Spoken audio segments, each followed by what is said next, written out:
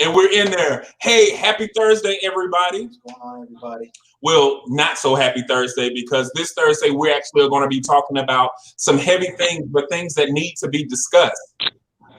This is going to be a special discussion about the Ahmaud Arbery situation that happened down in Brunswick, Georgia, February 23rd, when he was fatally shot while jogging 2.23 miles by two men, one who was a former police officer and another and his son, who was also there. So 25-year-old Ahmaud Arbery lost his life. And so we're going to talk about that because the video of the actual shooting, or one of the videos of the shooting, became live, and a lot of us have been watching it, and it has caused a different type of response. Even though there was passion before, visually seeing it has caused several people to have different reactions, stronger reactions than normal, and stronger feelings than normal. So what I decided to do was actually reach out to some people that I respect, not only in the community, but those who have a presence that are of making a strong impact. So I have with me, first we have John Price, who's an artist and an activist. He's a native of Augusta, Georgia, my hometown. And then we have the CEO and activist, well, CEO of Black on Black, and the activist Rodney White, who is also a native of Augusta, Georgia. Both John and Rodney have been on the show before, but Rodney is my older brother, whom I respect as well. And then we have DAndre Marlin, who's actually a former police officer and someone who almost arrested me before. So we'll talk about that. But yes, we wanted someone who could bring in that impact. And then we have Leverett, who's also an activist as well, and helps you deal with the better understanding of the things that impact your mind, okay? So we have people that are already tuning in. We have Angie Staley, who is on. She's a director, but now she's truly become a community activist as well, bringing awareness to the social injustices and the things that white people can do as better allies. And then we got Chris Collins on. How you doing, Chris? Okay. We got a bunch of people that tuned in at one time. So make sure you share this out to everybody, because we got a couple of people. Huge shout out to Avery Atkinson, who's canceling her show tonight to be in support of what we have going on. So brothers, we don't want to belabor too much of the time, so let's just jump right into it. What are your feelings? What are your thoughts? What's running through your mind right now in this minute? Not something that's filtered, but what is your unfiltered energy and emotion about everything that's going on right now? I gotta call y'all all at once. Call us at Well, I'll tell you, just this time around, I tried to avoid even watching the video. Only because it's happened so much, I get tired of watching it and seeing it. You know, back in 2015 when it was going on heavy, then I completely got out of disconnected from law enforcement for a full year because of the tug and pull that I felt like I was right in the middle. Because being a black man, being a police officer, I felt like I was in that tug and pull. And so this time when it happened, I told wife, I said, I'm not even gonna look at it, because it's I kind of felt like your guy said earlier, it ain't no need to talk about it because it ain't nothing gonna change. But we gotta have the conversation. People gotta hear it, because if they don't, it's never gonna stop at all. Okay, true. Well, or who was that? Rodney, go ahead. Yeah, it's me. I was just gonna say, like similar to DAndre, I tried to avoid watching the video, as well, mainly because of the vicarious trauma that you experience by digesting and ingesting these gruesome murders that happen on camera that often creates this chasm between the viewer and the situation because of the technology that's used to view it and to experience it. So it almost like we know it's real, but it doesn't feel real because it's on an entertainment device, it's on digital platforms. It's literally no different than HBO Go, where we're serving up entertaining movies on demand for ourselves. And that was one reason why I really wanted to avoid just calling up these videos and experiencing that trauma of viewing it. But at the same time, the way I process any type of pain and trauma and hurt is through creativity. And the last time the spate of killings of Black men and by police officers and just random vigilantes, the last time that happened for me in large numbers was around 2015, and that was at the very, very beginning of Black on Black. So the way I processed that trauma then was the creation of this brand that I'm currently running. So I couldn't avoid it completely because that it features into my purpose. Okay. I'll add to that.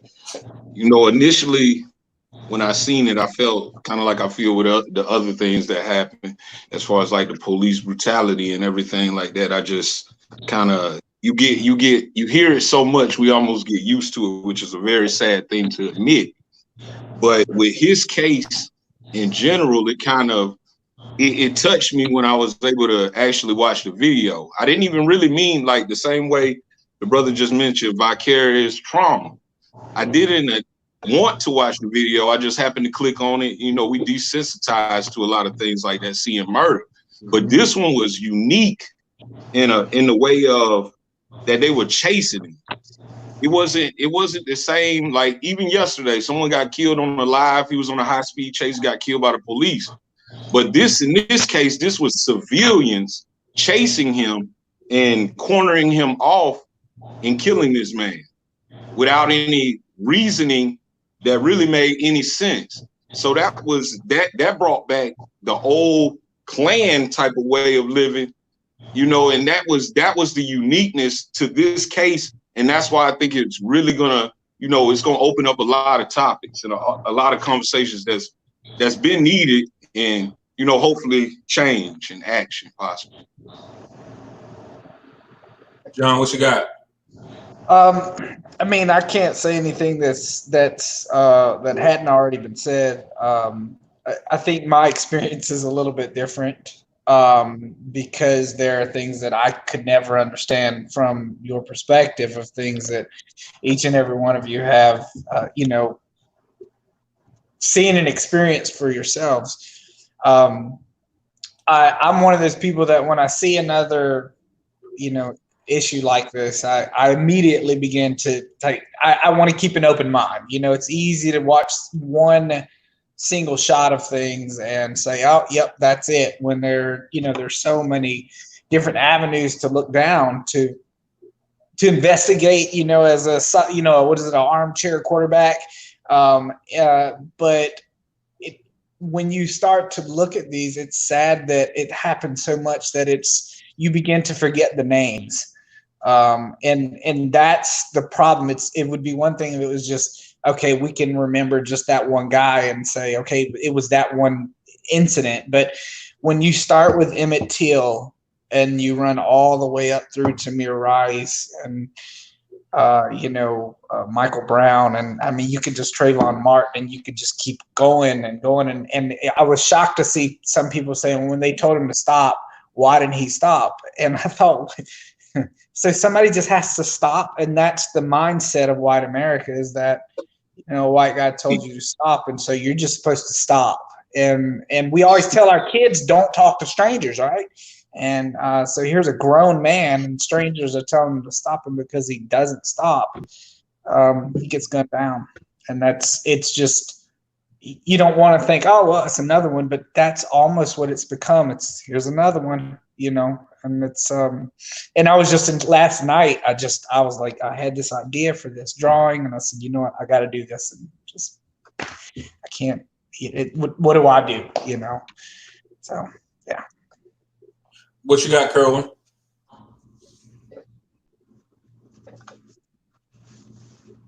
Kerwin still got issues. Kerwin, we can't hear you. Nope. You got anything? That's my phone. Go ahead. Well, I know for me, it's I didn't watch the videos or anything. I told myself years ago I was going to stop watching these kind of videos just because it didn't do anything positive for me.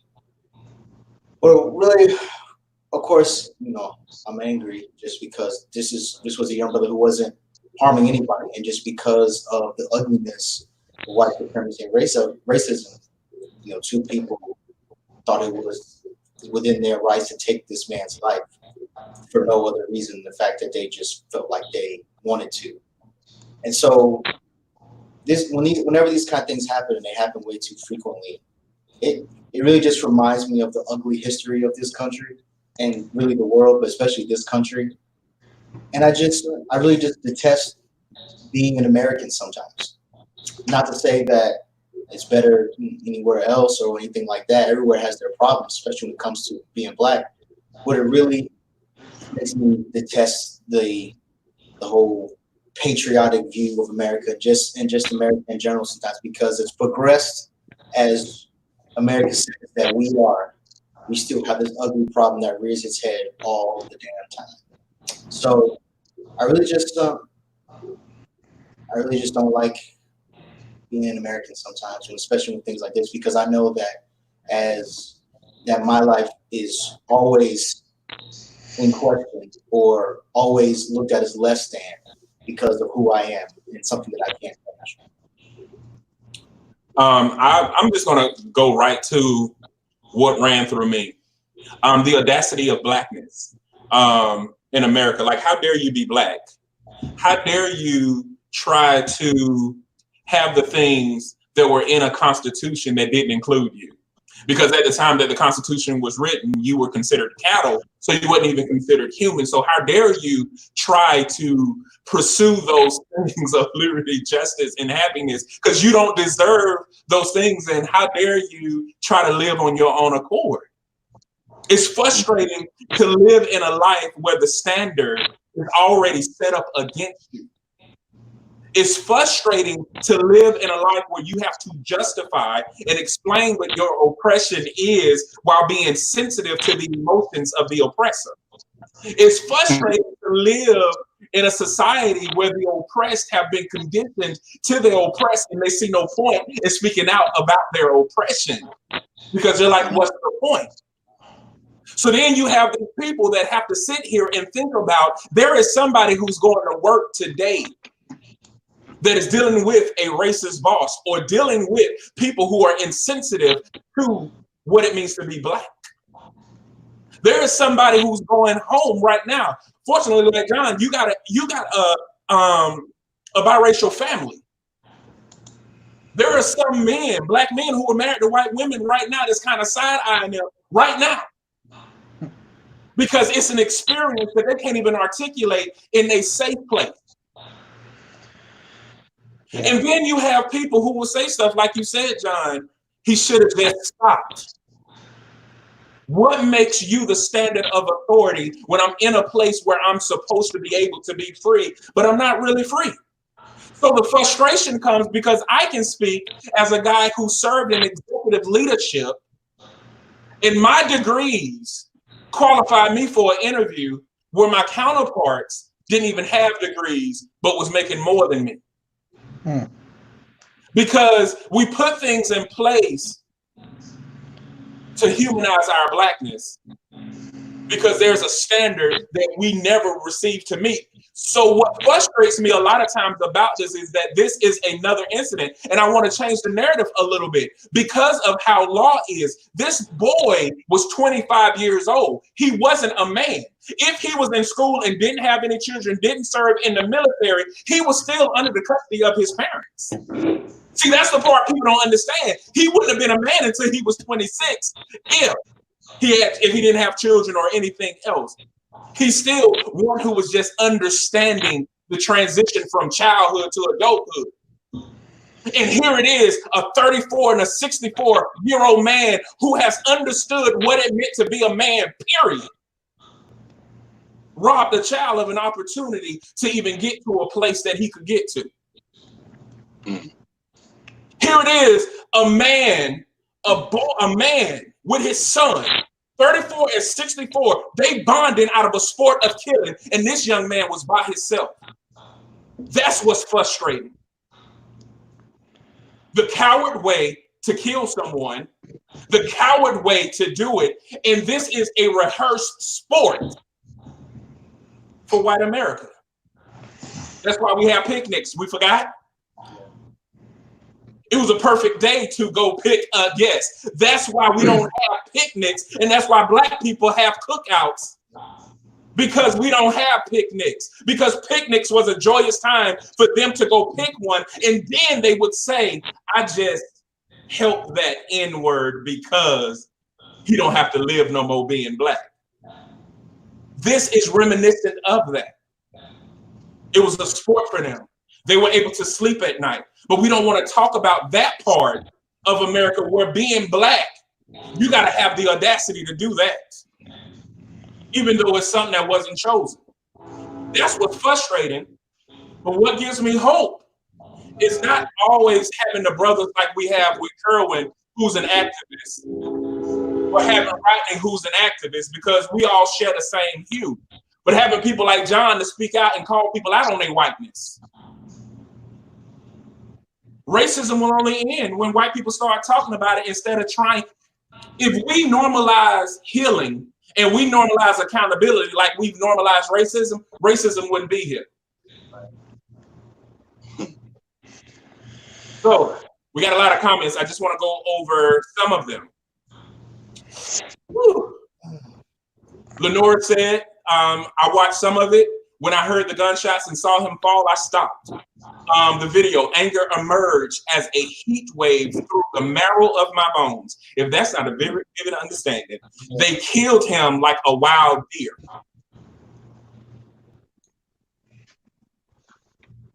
So we all hear what's next. Well, what's next, Corey, is not trying to challenge people on what's next, but talking about an opportunity to make change. We sitting here talking about people want to make action. Taking action is right now.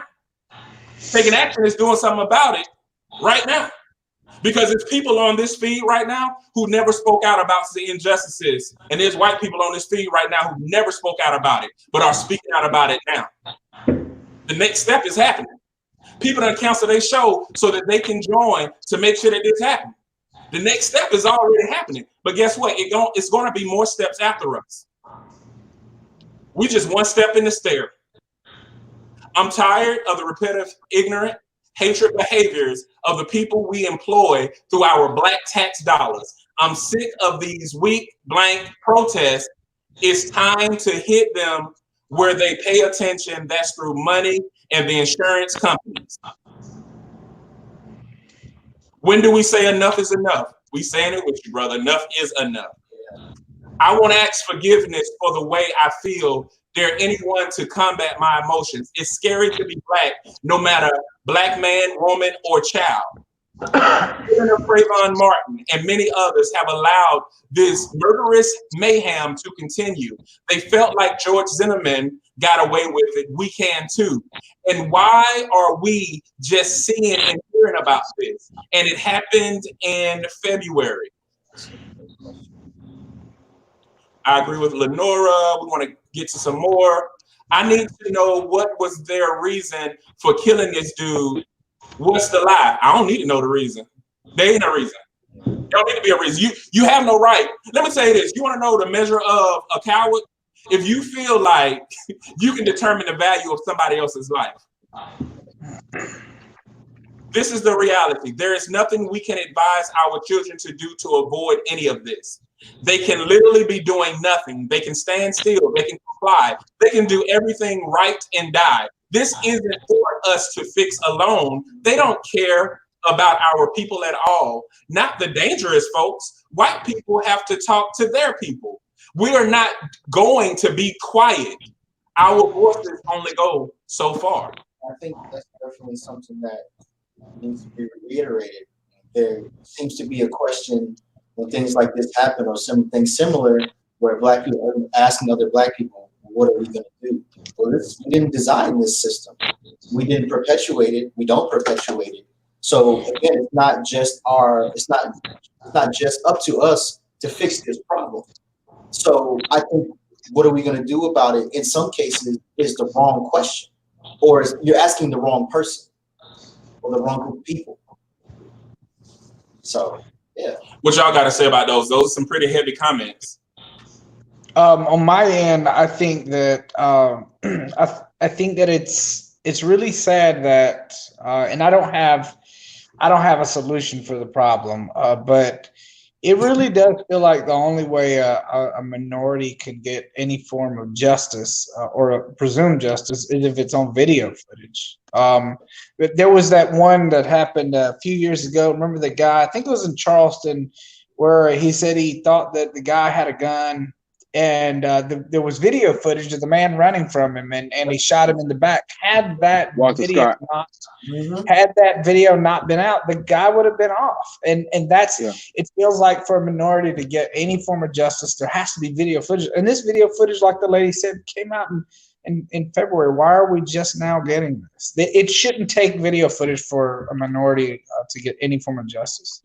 Well, here's the thing though. Like to that specific point. Up till this point, with video, without video, we haven't had justice in any of the situations. That's true. There was justice for Walter Scott. There was justice. There was video of Walter Scott, video of Philando Castile, video of Alton Sterling, video of Terrence Crutcher, video even of Tamir Rice.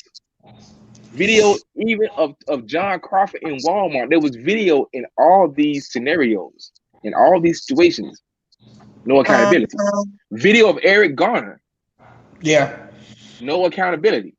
So now the goalpost has been moved to the point to where what more proof can we provide?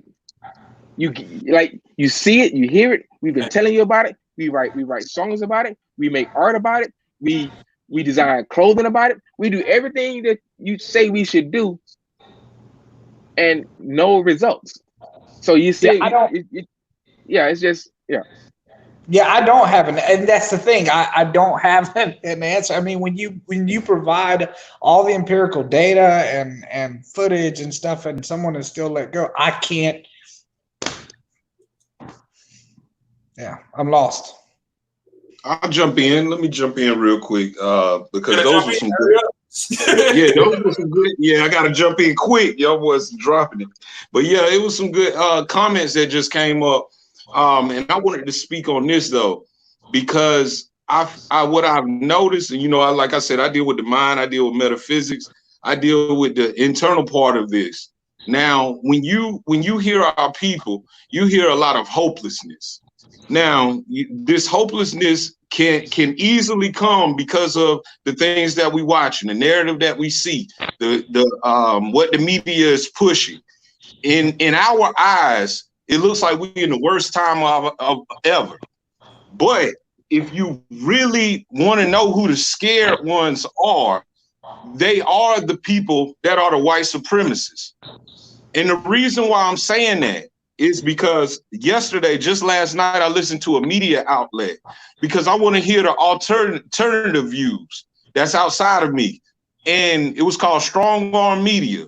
And they actually had their narrative or their philosophy was that the white man in America is losing his spot because of all the black people, because of the immigrants, because of whatever they got in their mind, they are the ones that's crying. That's really the ones crying. But the narrative that we see, it is us being killed, which is just one part of it, though. Because why are they killing us? What are they afraid of? We see the hopelessness, but really we are the ones that can make the change and actually be the generation to be in a better spot, in a better position. And that's just me talking from a point of watching other sides talk about why they're doing what they're doing. They have literature about it, about the black man doing this and immigrants taking over this. And if you hear their narrative, they're the ones that are really in fear. So we have to stand up, and they're actually weak right now. And we got an opportunity because we do things like this. We're not ignorant. They tell us we're ignorant. They tell us that we don't have any leaders, but everybody on here is a leader. Everybody on here is doing things. Everybody on here probably has a family and doing good things. So the next generation is going to be in a better place if we don't feed into that narrative of hopelessness. That's just how I feel. I will add to that, though. It goes back to something. John, there are things that can be done.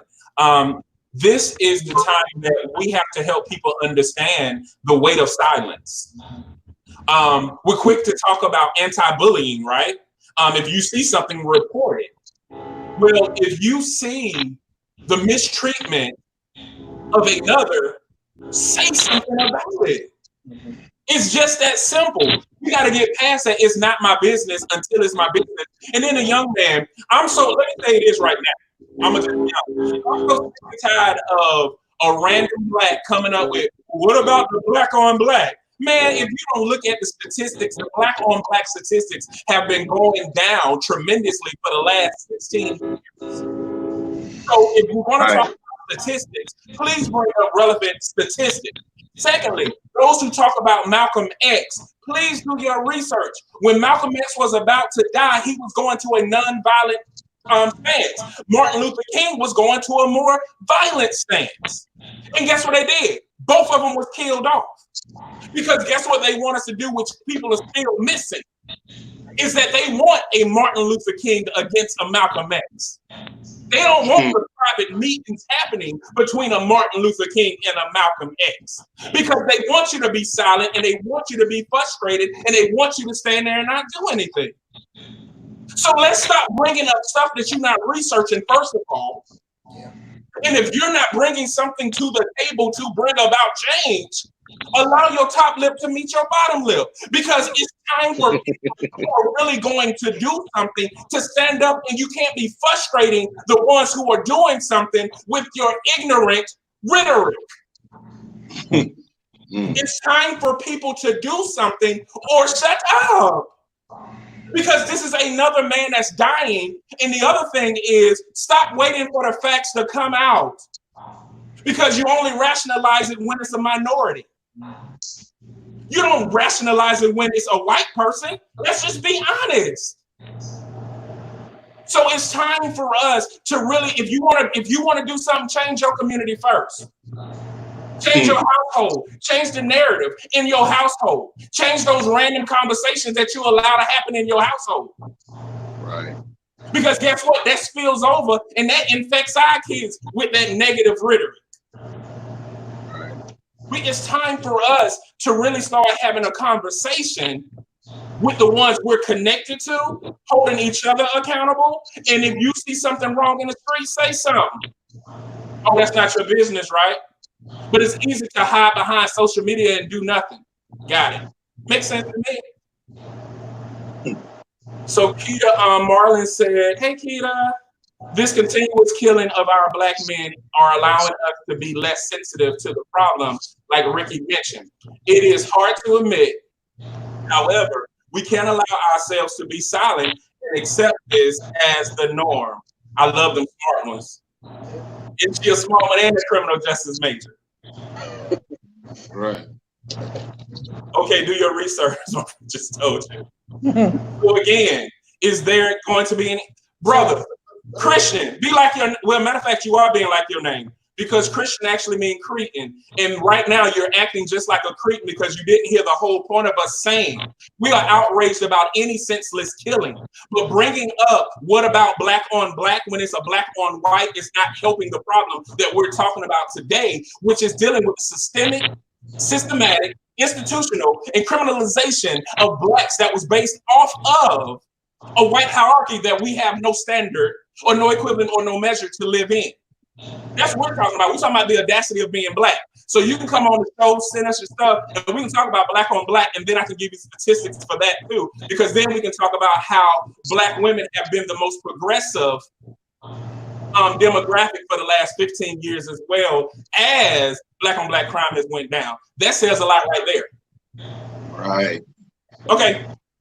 Well, before we move on from this, since we're talking about this black on black crime, first off, most people need to realize that like black on black crime and white on white crime, all that shit is a fallacy because crime is intraracial.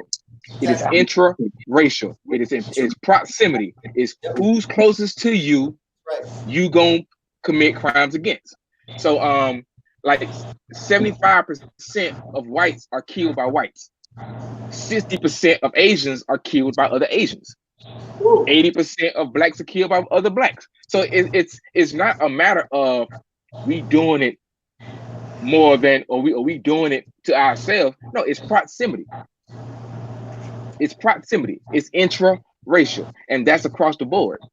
Yeah, you look at FBI crime statistics, anything like that. And if we're really going to put the final nail in that, most crime period in the U.S. is committed by white people in general across the board. Jerry said, well, when are we going to stop turning our heads when crimes are committed? That's part of the challenge. Yeah, we got to start now. So you start by not turning your head, and I won't turn my head, and we just hope more people add to it. And then before you know it, at least we have 10 people like how they do in church. Then we have about 10 people, and then those 10 people go touch 20 people, and those 20 people, that's what you do. You work on your head, and then those you around, they work on their head, and then before you know it, it's a movement. And what some people don't talk about too is in quite a few of our communities, there are organizations that protest and intervene in communal crime. So these neighborhoods, a lot of these communities already have organizations that are talking about and or taking action against crime in the community. It's just you may not see it or you may not know about it because you may not be looking at it or immediately looking for it. You want to just ask what you may just want to ask whoever you're talking to what they're going to do or what about the crime in that community. Well, if you research what's going on in that community, if you were so invested in the community beforehand, you might have known what's going on there, and you may help before you even open your mouth to ask anybody else what they're doing. You can just do something before you talk because it's better to do than it is to talk. Yes, but can you read that one? So Tara said, if the argument hinges on the past, blame, and what about what they didn't do? That's the problem. We can work on the now and the future. We all have different parts to play. We can't just be out angry with pitchforks. Work from every angle. Working together doesn't mean doing the same things. Comparison is stagnation. You're not helping being the angriest. We're going to move different. Just move in ways that don't damage us. And that's why one of the many reasons why I love Tara. We can all do different things. It doesn't have to be the angriest or the most apathetic or anything like that. Right. Yeah, like Chris Collins said, let's talk about us and then the organizations. Well, the only organization that I care about right now is Love is a Parable, and our whole thing is teaching people about love so that we can move towards unity. But the one thing that most people got to get out of their mind is thinking that they know what we're talking about when we talk about love. Take the class, experience it, and be like the now 45 people who now have a whole new understanding of love and understand what unity is about. Here's an organization that we're talking about right now, Black on Black, is another organization that is actually doing something in the community about it, trying to, who is deconstructing those negative constructs. It's like we ask the question a lot of times when it's right here. It's like we're preparing a table and people are asking, well, what's to eat? What we gonna eat? The food that's at the table. There's organizations that are doing something right now. John, I got a text message. The question was, what can white people do? This was from a white person. What can white people do to be better allies to black people? Well, I feel singled out because you singled the white man.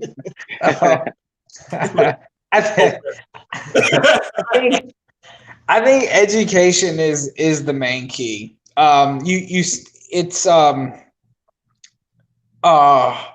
Bakir Rashid, he used to be Malcolm X's former driver. He lives in Petersburg. I talked to him many times.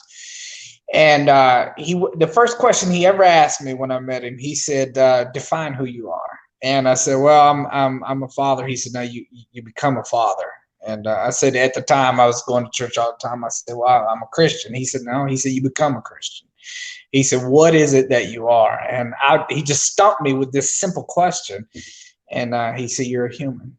And he said, and that's who you are by definition. And he said, until every single living person can see themselves as a human being, we can never solve any problems in America or in the world. You have to see each fellow person as a human being. And the problem is that, in my opinion, white America has not humanized minorities, blacks, Asians, Latinos. And so I think that the start of it all is addressing the issue, is educating that, it's I've said it before. If you had one or two black people say, and I felt like the cops targeted me, okay, well, maybe that was that one or two things. But when you have thousands coming out, I mean, this is a problem. It's like, I think it was DAndre who just said it, that, it's music, your clothes, and, it's video footage. It's not a myth. These things are really happening. And that's why All Lives Matter was not a movement. It was a response. That's all. If All Lives Matter really believed their nonsense, they would be out here right now hitting the streets and saying, hey, this was wrong, if they truly believe that the crap that comes out of their mouths. And so I just personally think it's with education, educating and making this stuff widely known, that just seeing each other as a fellow human being, it seems so simple, but until you see each other as a fellow human being, you're never going to solve any problems. That was a human being that was murdered. So yeah, Chris Collins says he has an organization too, Housing Our People Everywhere, which is HOPE. Mm-hmm. So he's another one that's doing something big. Shia said, of course not, because blacks have always been a test subject placed in human zoos, etc. So how do you begin to humanize what you could never understand? And somebody said it earlier. She said, well spoken, John. Wait, I don't know your name. But somebody spoke it earlier. They said rewrite the Constitution. I'm actually a fan of that, only because if there are laws in place to give us rights, that means we were never considered human. Right.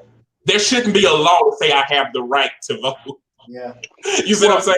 And if there are laws in place to make me human, that means that there is always the consciousness that I'm not. Right. But go ahead, Rodney, you about to say? Yeah.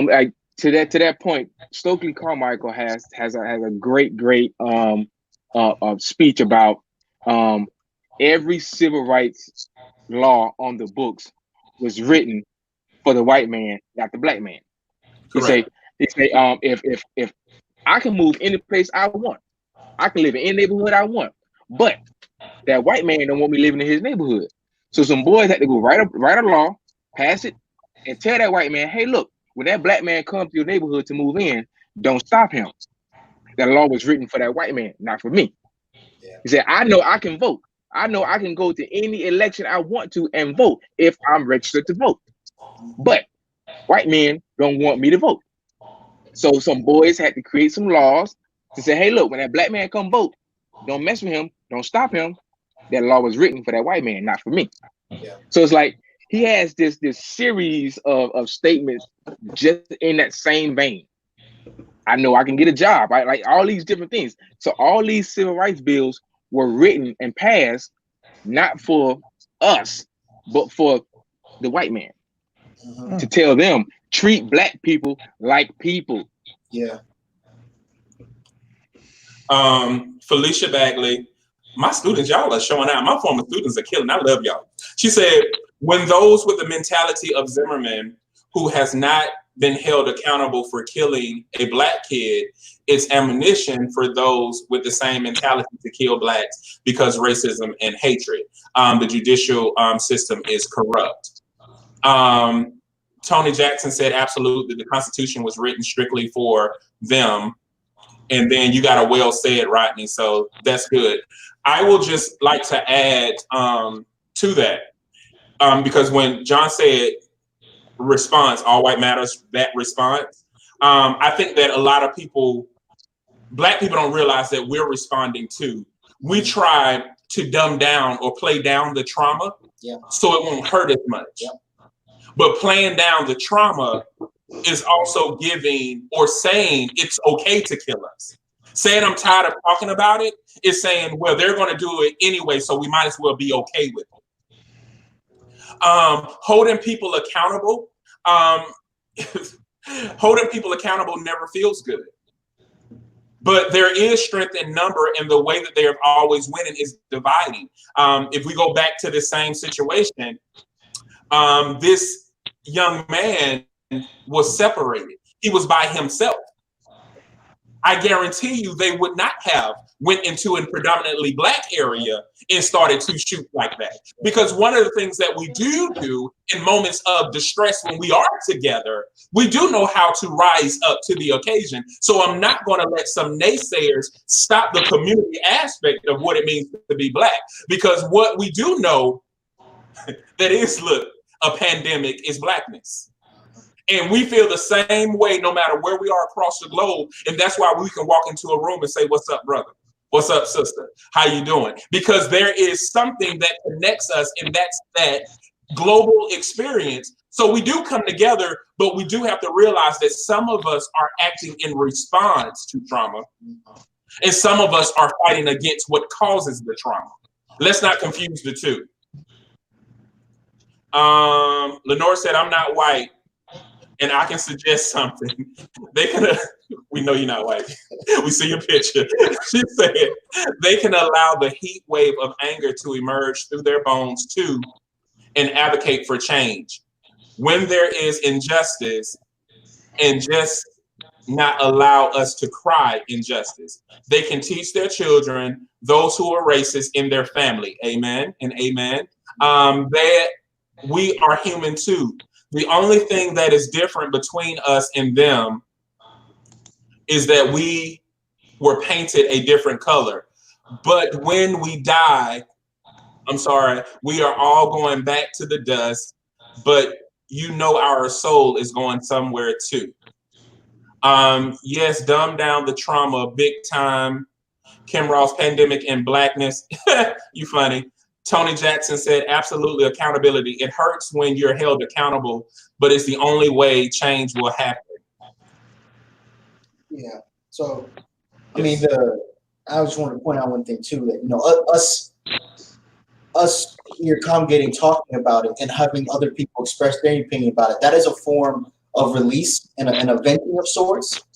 Just because there are some folks who either don't feel like they have anybody to talk to it about, or won't talk to anyone about it, and they have those emotions and that anger just pent up inside of them, and that has side effects. So getting something out and releasing is a solution as well, and that's one of the things that we're doing here. So we're not just talking about it and then going to just move on to the next step tomorrow and forget about it. No, this is continuous. This is the first step. We're already making an impact in our community, so we already are the solution. So we're talking about it to release and to really bring awareness to it, or more awareness to it. But also, there's action coupled with that. We're not just talking. This is action on top of awareness. Yeah, I'm glad that you said that, because when people say, well, what are we going to do about it? It is a slap in the face to those who are doing something about it, because we got statistical data to prove that we're making an impact. But it's going to take more. My brother has statistical data that he's making an impact. Rodney, yeah. Majority of your like pro-black, like the pro-blackest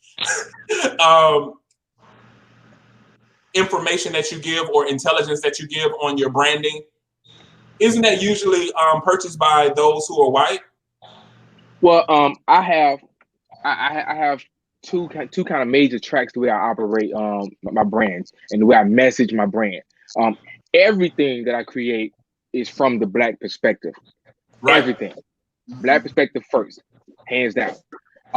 But then there's a track called Episodes, which is specifically about us and our experience, and is a celebration and is an articulation of the Black experience. And then there's Allies and Champions.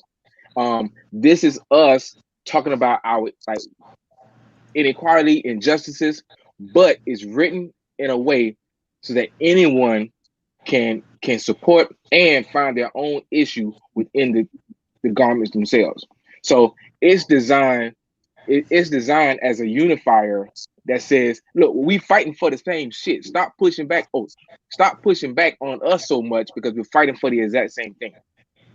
So that's what Allies and Champions is about. And then Episodes is but everything is the Black perspective. But Allies and Champions, I sell a lot of that to Allies and Champions of the Black community, and who also find that they're oppressive or they're fighting oppressive forces themselves. Okay. We got Felicia who said, it's such a stigma. In all honesty, I'm afraid to hold conversation with whites because I assume that they may be racist based upon the racist acts of their culture. I'm afraid to connect and being rejected. Keep in mind, my dad is white, and regardless, I still feel that way. If that doesn't speak volumes, we are always doing something. No, we're not making the news or bragging because we're busy. That's it right there. That's it. Ricky and DAndre, they want to hear from you. That's it. Yeah, we're not bragging about it. Our proof is in the pudding. That's a whole lot right there. But DAndre and Ricky, y'all been called out. They say y'all quiet down there. Oh no. I was just everything in. I'm still on one point where what she was just, one comment, I think it said we all play a part. And I think that's a part that we fail to realize, like how much small steps that we make can change the bigger picture. As far as, and you have to find yourself to be able to understand that as well. Like you were saying earlier, Jay, you were mentioning about your household, your family, your the things that you instill in your children. And this causes a paradigm shift. This causes a change of a narrative of what we believe or that we're capable of. And I think it's just a thing of people say, what are you doing? And those are the very things that we're doing. We're becoming fathers. We're becoming, we're taking the stereotype away. We getting the degrees. We opening the businesses. We owning property. Everything I just named, I know somebody that's doing that directly that's Black. You know what I mean? So it's like really kind of pat ourselves on the back as a generation and don't look at so much of the negativity that they want you to pay attention to. They want you to believe we are thugs and ignorant. And I don't believe in that. I don't believe in believing in somebody else's programming. Yeah. And what I see on the outside in my immediate environment, I see brothers stepping up and shocking me with the information they know. We spread information, we spread knowledge. There's a lot of conscious people and social awareness. So I think the part with the death, that's very sad. That's traumatic. But at the same time, I think it's their cry. I think it's their cry, and they're scrambling. And I think we're in a good place, honestly and wholeheartedly. And I think the media doesn't want us to be, they want us to say that could be my son. That could be my, and I understand what is happening, and I'm very empathetic about it. But at the same time, I know it's time to step up and it's time to ride, and we are doing it. And I'm actually proud of it. I'm actually proud of a lot of my people, just based on my personal experiences and the things that I've ran into and have seen. And that's just my part of it. We all got a part in this, and it's individual, and then it goes out to the collective. You just dropped some weight all up in that little your little mind alignment session. They say I was quiet. Oh, y'all said I'm quiet. Now I'm about to just drop some on your head. Right. White people need to break the chains of discrimination within their own families, and that needs to reach out to our circles and reach out to our communities. We white people need to teach our children about privilege and how to support, listen, validate, stand up, and speak out. I sat down my sons on Monday and had another conversation with them, and we'll continue having these conversations about their responsibility as white boys now. Oh, they kind of got me. Mm-hmm. Now and future white men to never sit back and allow. I guess that was it. That was, she wanted to just drop it there. Whew. But actually, there was a lot more to her comment than that. You read it? I don't see it. Oh, sure. Okay, hang on just a second. I see it. Go ahead. It says to never sit back and allow racial jokes, bullying, accusation, discrimination. They must have integrity and stand up. As their mom, this is one of the most important things I can teach them. I want my boys to be a force for good, not part of the problem. I would also like to be a listening ear. My Black friends vent to me sometimes, and I'm honored that they feel comfortable enough to share their feelings with me. I want to be a safe place and validate them. I want to support them. I want to stand with them. And I have 100 comments from white friends on my Facebook page who feel the same way. Sometimes they are scared to speak out because they don't know what to say or are afraid to say the wrong thing. But I think as they realize that saying something, all caps, is essential, more will speak up. Woo. DAndre, what you got? Hold on, right? Let's see what DAndre got. So, I've been sitting here just taking all of it in, and I'm taking it in like it is because I don't want it to come out as angry. You know what I mean? I don't want us to see, oh, you got a panel of angry Black men. You know what I mean? But what's wrong with being angry? What's wrong with being a panel of angry Black men? We angry Black men and a white one. Well, yeah. Don't think John out. So when the young just talking, we just went through something like that in my household. So the kids now have access to the internet and all this stuff.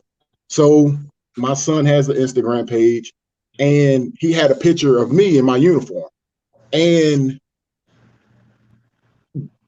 I guess some of the kids that they sent a picture back. They copied the picture, sent it to him, and put on there, oh, they let this pig be a police. They should reserve those jobs for whites only. So I had to just find that from him because for days he just wasn't saying anything. I'm like, son, what's wrong? He finally opened up and said, Dad, this is what I got from my friends. And I'm like, well, son, first off, if your friends are sending you things like this, they're not your friends. Right. So we got to X that. But they're already, my son's 15, but at that age of 15 and up, I think once it's in their mind, it's in their mind. I don't know if it can be changed. They never met me. I'm probably one of the nicest cops that was out there. And to just say, because I was a Black man in a uniform, I shouldn't have been allowed to be there. And like I said in the very start, I seen both sides of it. I see it as a Black man. I see it as a police officer. When I'm off, it can happen to me. Mm-hmm. And when, I live in a neighborhood, my son don't go outside early. I won't allow him outside early in the morning. Mm-hmm. Even though we lived in this neighborhood 7 years, I just won't. And I'm a police officer, and everybody know that. Yeah. But it's scary and it's frustrating. So that's just really, that's why I ain't been saying it. I'm just taking it all in, and I don't want to be the angry Black people. I think you should be the angry Black man. I think that, as whites, you'd asked earlier, what can we do? And I think it is just standing up. And I think that a lot of white people, there's an old saying, I don't remember who said it, that if you ever wonder what you would be doing during the civil rights movement, what you're doing now is what you would have been doing then. And about a year or two ago, they were doing the Unite the Right rally. They did it in Charlottesville, and then a year later they were bringing a bunch of the Unite the Right to Richmond, and they were going to do a protest, and they were going to have the Klan out there. And I remember, it hit me, and I thought, I've been to Iraq, I've been, served my country, but I had a friend said, are you scared to go? And I was like, yes, I'm scared. Don't think that I'm not frightened for 1 minute to get out there. And you don't think that doesn't. And I was ready to go. And the police department, they released a statement and said, please, counter protesters, we've got this covered. I think they cordoned off like 2 or 3 blocks so that nobody would even hear them. So, they shut it down before they could even, but it's like, unless you're out there and willing to get your behind kicked, what you're doing now is what you would have been doing during the civil rights movement. Nothing at all. You got to be willing to get out there and stand up for it. Lose friends on Facebook. Oh dear, don't do that. So yeah, that's wow. That's really key, John. Putting it on the line. And not saying that you got to go out there and cause a riot, but putting it on the line and actually putting boots to the ground, a la Superman, Kerwin, that is something that it's easy to just to talk about it and to just say we need to, what we should do, or anything like that. But to actually go out there and physically be there separates you from just someone who I believe they call it slacktivism, where you're just behind the keyboard. This is not talking to people who are physically disabled or are not able to do that. Not talking about them, but people who are able, who don't. And like you said, they'll be doing the same thing back then, except without social media. They would just be talking. Angie, someone asked you to elaborate on teach our children about privilege. So white privilege categorized in stating that blacks can't be privileged. Is that the norm to adapt to, that whites have the upper hand and that whites should be grateful that they do have to deal with the issues that arise in being black?